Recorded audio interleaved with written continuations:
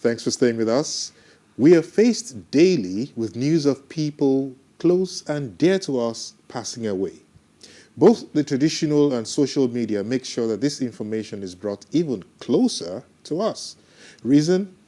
We went to search for answers from our first guest today. And to help us with the topic, the final resting place, coping with funeral costs, is a dynamic graduate of electrical electronics and fellow of the Institute of Business Development of Nigeria. He's a managing director, iClick. One click. One Click Facilitators, and a director at the Resting Place Private Cemetery. Our guest has over 28 years behind the lens as a photographer, 16 years in the funeral business, and a solid 14 years in event management. Akin is a seasoned industry expert with a firm belief in the power of hard work and unwavering determination, with a clear watchword: focus and pushing towards your destination. It's time to meet Akintunde Oniti. Yes, finally, you got it. Welcome to the show. Good to have you, Akin. Good morning. I don't get fined. No. Thank you. Yes. Thank you for having me. And I must say that you don't look like an undertaker. Well, that was one look like. It's another business. You see, when you talk about undertakers, it's like, hey, some mean-looking, stout Well, I gentleman. think I said more like a customer service businst. Okay. I love that. A shoulder to lean on. Lean on, yes. Especially for first-timers. They're first-timers in the dead business, so to say. Yes. People lose their dear ones and they've never been involved before. Yes. So when that happens, That's true. you have to run to someone. Other people have had to, take care of that for them in the past, and suddenly the burden is on them to take care of all Shockingly, of the arrangements. some people have not just been involved either with someone else's or theirs before. Yes, So when it happens, it's a shocker. it is. And then there has to be a shoulder to lean on, to comfort, and then to lead the way. Yeah, a shoulder to lean on indeed. Now, let's dive into the questions, Akin. I would like to know, how are Nigerian families coping with the economic challenges? We've been talking about that for a bit, when it comes to planning funerals for their loved ones. How are they coping at these times? It's a difficult time, even for us in the industry. When the numbers begin to increase, you find it so difficult just to put together. But once there's a guide, it becomes easier. Like I tell my clients, let's work from answer to question, not from question to answer. Okay. From answer to question. Well. Meaning, Okay. you take what you have to get what you want. Yeah. Okay. So it becomes easier to cope with. Okay. It's like That's like- working within your means. Just like That's budget. it. Yeah, you're okay. And That's it. everything that it is that will give you peace of mind, so to speak. So can you discuss the specific financial burdens that bereaved families face in organizing funerals, in Nigeria in the current time? What are the things that come to mind that must be put in place, for them to say bye-bye finally in a good way to a loved one? Okay. Well, I wear two caps. The Resting Place Private Cemetery builds and manages private cemeteries. We've done that for over years. We have a few cemeteries that we've built and that we still manage to date. And then the One Click Facilitators deals about the event. So it makes me have the knowledge from the A to the Z. Okay. So when it happens, it was always sudden. Some prepared for, maybe the person was You're hospitalized. never, ever adequately prepared for it. Yes. So, but at times, it's seen coming. Yes. So when that happens, starting from when the person, gives up the ghost, it goes to the morgue. And then from the morgue, preparation starts. And that's where One Click Facilitators comes in. And it's okay, what's the next thing to do? Preparation starts. Choice of cemetery, choice of casket. Prayerfully, we always pray everybody lives to an old age. Yeah. That's when it's more celebrated than when young people die. Yeah. Then you'll be thinking of an event place. especially somewhere in Lagos. It doesn't come cheap. For people who are not experienced about, burying someone, when the figures begin to come together, it goes into millions. So it becomes like, are you for real? And they go ask questions around and realize that it's about the same thing. Because prices is just about the same range. Wow. Like a public cemetery, it could range from about ₦500,000 to about maybe 4 or 5 million for a public cemetery. Yeah. And for a private cemetery, it ranges from about 8 million to infinity, depending on the capability of the family. So it takes a lot from the family at that time. It sure does. It does. It sure does, yeah. So now we'll be asking you what would be some practical tips. I mean, having heard what you just said, what would be some practical tips you would offer to families, seeking to navigate the financial aspects of funeral planning in a challenging economic climate? We are back there again. Well, luckily for us as Africans, we have a support system where we have like a communal kind of support when it happens. And like a Yoruba proverb will say, if the person lived well, the person buries himself. Wow. So when that happens, you realize that nobody's alone. People come in from different angles. I can afford to do this. I can afford to do that. And then it becomes, the burden reduces. Okay, I'll give you an example. Years back, while I was in Vaults and Gardens, a young lady died, and then the group of friends, probably like 32 or thereabout, and then a group of friends came around and they went to the public cemetery. So while they were passing, I was outside. Then I was in the private cemetery, and then they were looking. So I told the security man to call them to come, and they were like, no. We can't afford this is beyond our level. I took them round. They were. At times, burial could be interesting, as painful it could be, depending on the person that passed. Yeah. The person is so special that this is where she should be interred. And I said, okay, fine, it's possible. And they were looking at me like, are you going to give us the money? And I just gave them an idea. I said, you have a group of friends, 20 of them. Then I think vault was just about 450,000. Okay. That same vault today is about 20 million. Whoa. For a single vault. And then I said, just group of friends, 20 of you, contribute this, at least they were in their 30s, maybe 30s or early 40s. Yeah. Be able to contribute like 20,000, 30,000. Before you know it, their eyes lit like, it's true. Indeed, they did the burial in Vaults and Gardens then, which they felt like, okay, it's worth burying. So there's always support that comes around at every point in time when it comes to funeral.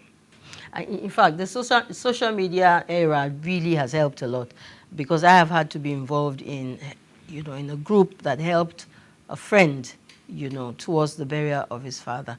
And within 2 months, you won't believe, we're talking like close to 10, 15 million. Yeah, just from the platform, not people who privately went to say, oh yeah, well, we're with you. So I agree with the African thing and the community thing and the social media platforms that are all over the places now.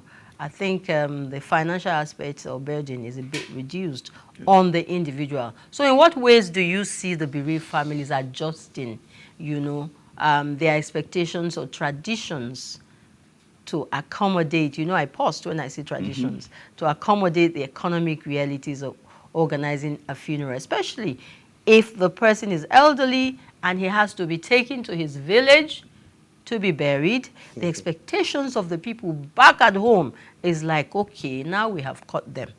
They've never been here. Yes. They've been out, getting all of the money, not thinking about who is at home. Now this is our opportunity to deal with them.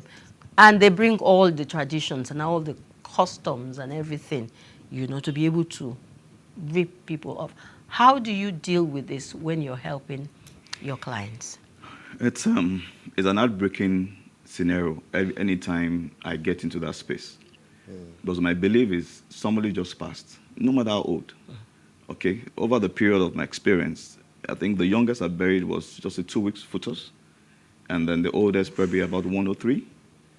And the 103, the eldest was probably close to 70, if not more. And he was crying. And I was like, who are you crying? Papa lived well.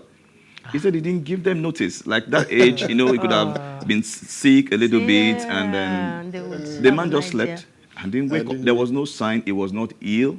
So, I feel like that burden is enough.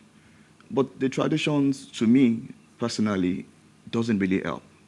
Because just like what you said, this is the right time to catch you.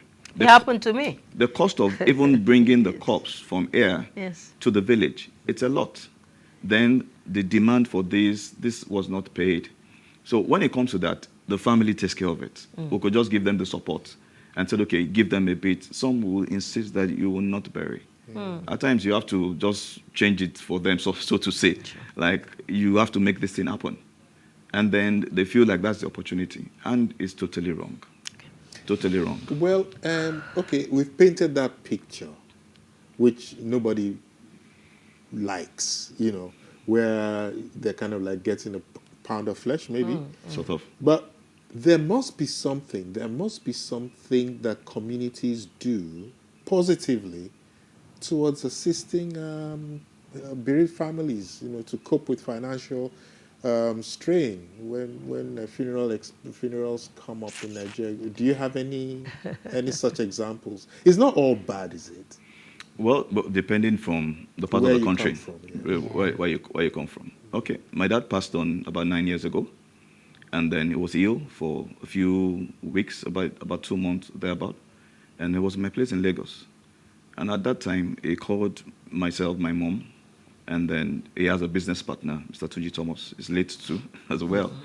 And then he told us, okay, this is where I want to be buried, if it does happen. Because that's like the first time but that's about the second time you will have that kind of a prolonged kind of sickness. So it was clear. So for my family, my uncles, auntie, there was nothing to talk about. He had told me where he wants to be buried. And it happened. And we buried him there. So basically, there's nothing the family should... They're not meant to put the pressure, really. They're meant to be supportive, but really, it doesn't really happen that way. It doesn't really happen. It doesn't happen that way.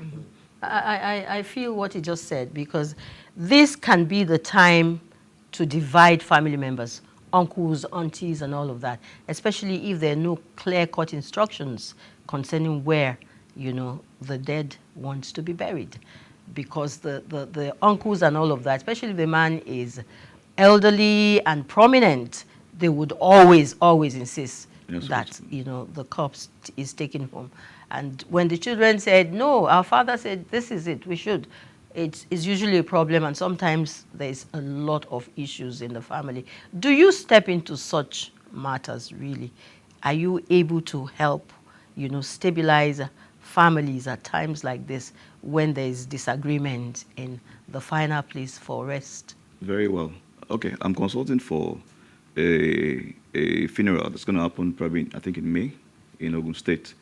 And then the first thing I told the one of the children, or the grandchildren, like, where the purpose of this funeral is one.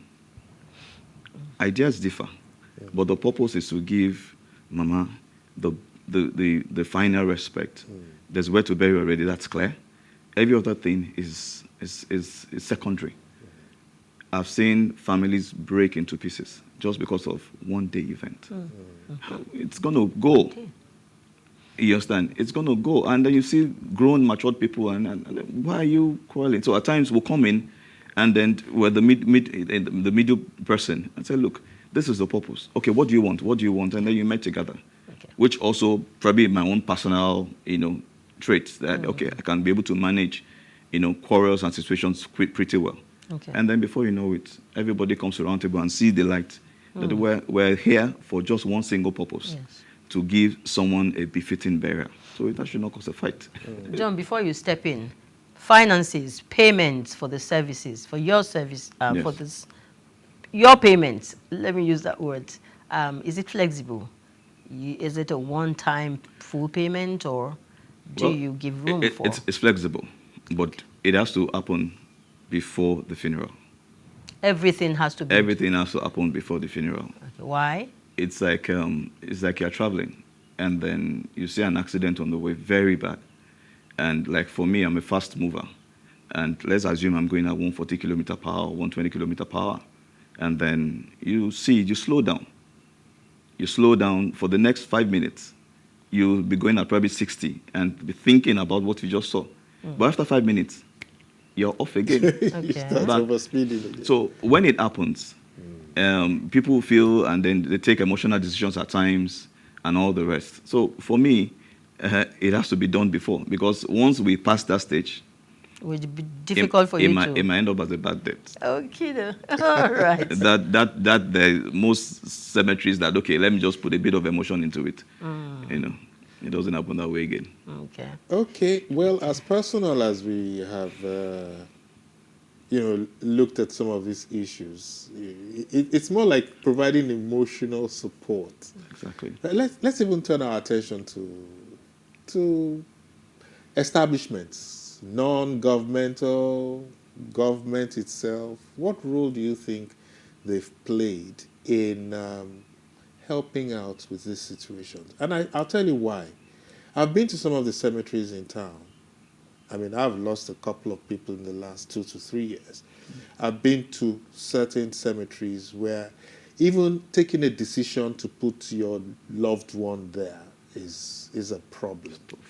I mean, talk to us about it. Non-governmental organizations and even government itself. How have they helped us, get over this burden? Well, the government hasn't done too much. Ideally, each local government is meant to have their own cemeteries. So if I stay on the mainland, yes, if I need to inter someone, it should be on the mainland. Okay. I don't need to cross like 10 local governments before I get to where to bury. So, but the government hasn't done too much in that area.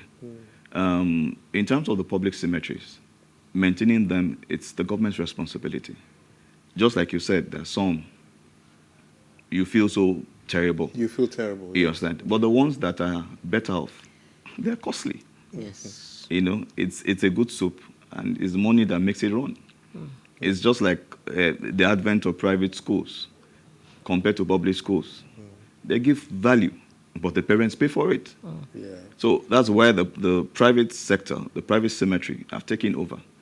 And then the money, is out of this world. It's truth cutting. So, what it means is that for the private cemetery operators, there's need for you to find a way to bring this cost down, because every family at one point or another would have to look for a final resting place for their loved ones.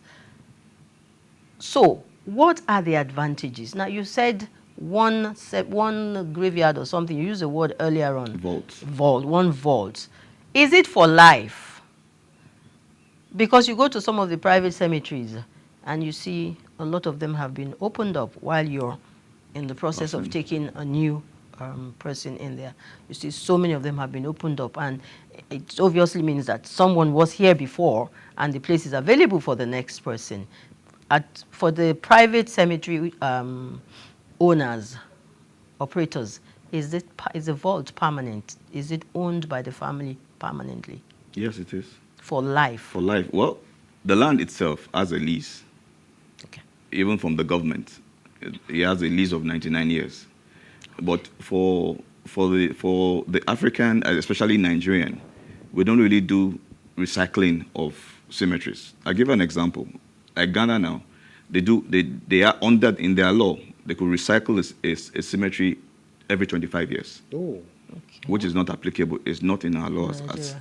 We have this, especially Nigerians, we have this attachment to our loved ones. To the dead. And then you can still see in the old cemeteries, the Ikoyi cemeteries at times, you see burials of 1901, 1903, even some 18. Yeah. And they're still there. Okay.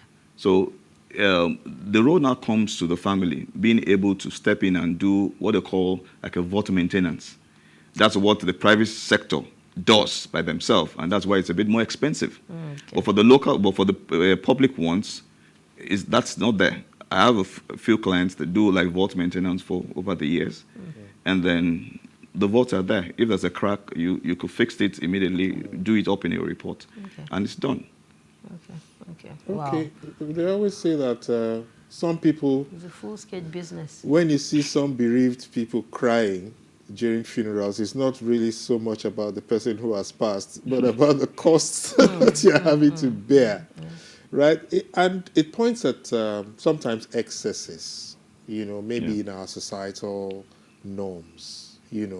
Are there cultural or societal factors influencing how Nigerian families, prioritize spending on funerals despite economic hardships? People will tell you, I don't have money, I don't have money. But when it comes to funeral, you see them, they go to town, canopies everywhere, bands, and they don't have money.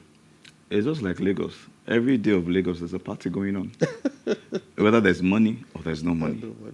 But it's a standard. And then for other family members, it's celebrating the person that's passed. Okay. I've had clients like, why do I need to spend this much on a funeral? I said, it's simple. Someone who has passed has a legacy. It's done X, Y, Z a lot.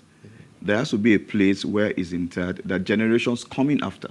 Because when they say, okay, he did this, he did that, where was he interred? Where was his body kept? So it's just a standard. Okay. And everybody wants to live up to that standard. Okay. So that's why when clients come, I say, okay, you know what, let's work from answer to question. What can you afford? And I can give you packages of this is what you can afford, and it becomes easier. I've had events like, you made it seamless, like we did not do anything. I've had comments like that over the years. Why? Because somebody simplified it than the client just going, the family is just going everywhere, and then... Wow. All right. So many people are saying at this point in time that when they say they're celebrating their loved ones and they're giving a befitting burial, that whatever happens after the person has shut their eyes permanently and the breath is gone is no longer for that person. It is now for the living and the celebration and the statements that you want to make afterwards. So as we get ready to say thank you for having been a part of this show today, what would be the final word you would be saying to somebody who probably just joined us like 2, 3, 4, 5 minutes ago in terms of preparedness, financing, emotional, and all of this? Because losing a loved one is not something very easy. Yes. Well, first, I will tell them, breathe. Okay. There's nothing that comes that won't go. When it happens, okay, I take myself, for example, an emotional person. I'm a very emotional person. I could watch a movie and cry. And then somebody will be like, then how could you operate in this kind of industry? There are funerals, of course, you get involved with, and then you feel the impact. I've had a few like that. You have to just hide yourself somewhere and then express yourself. So the first thing is breathe. It has come, and it will always go. The vacuum created by, our loved ones that passed, it can never be filled. There's always a room where, probably for an advice or somebody could have called. Yeah.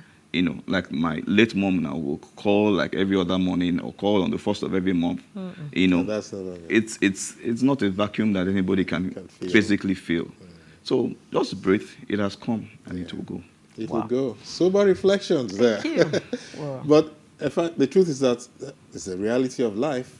Yeah. So, Aki, I want to thank you so much for doing this. I found it a little odd getting to talk about this. Yeah, but it's something that must be talked about. It's something that is with us. Yes.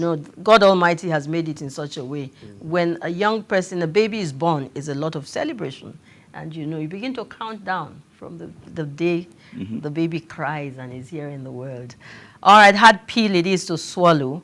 When you talk about bereavement and burial ceremonies and all of it, but very important information that you have provided to us here. And we are very, very grateful and appreciate you for letting us into your world and the work that you do. Thank you. Thank you. So moving on to a more comfortable terrain, what would that be? We're poised to help you navigate change today, especially at a time like this, A change management expert, Isichio Sangbi, is in the house, and he will be joining us after the break. You're watching Today with John and Helen live. Do stay with us.